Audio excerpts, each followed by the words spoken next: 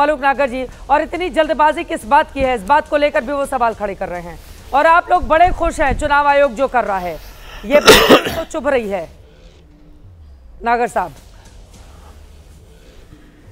चित्रा जी देखिए, दो चीजें बिल्कुल साफ हैं।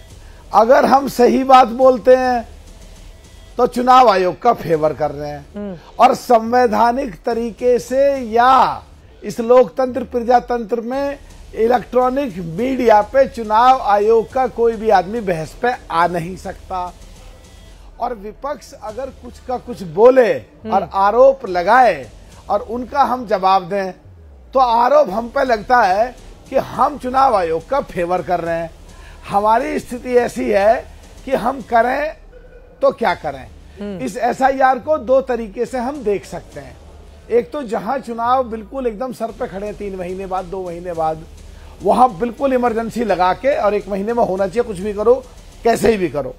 दूसरी तरफ जहां पे समय बाकी है, हमें ऐसा लगता है चुनाव आयोग संज्ञान लेगा और प्रजातंत्र में और देश हित में, देश की जनता के हित में जहां चुनाव दूर हैं वहां टाइम दोबारा से मिलेगा।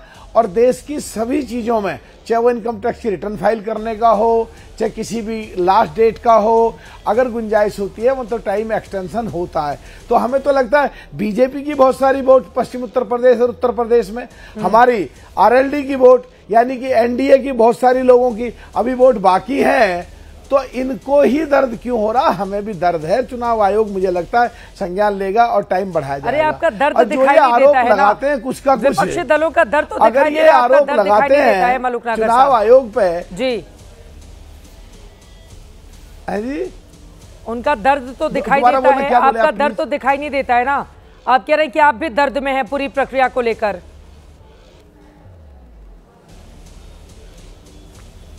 नहीं, ऐसा नहीं है। जब इस देश में कौन है जो चुनाव हारेगा तो वो ये कहेगा मेरी अपनी गलती है, हमारी लीडरशिप टॉप की जो है वो कमजोर है, या सो कॉल इंडिया गठबंधन की सबसे बड़ी पार्टी कांग्रेस है, या उसके बड़े नेता हरियाणा में जलेबी बनाते हैं, 50,000 लोग नौकरी लगा देते हैं। वहां बिहार में चुनाव चल रहा है, आमने सामने 12 सीटों पे टक टक टक चुनाव लड़ रहे हैं, और यहाँ पे इमरती लड्डू बनाए जा रहे हैं।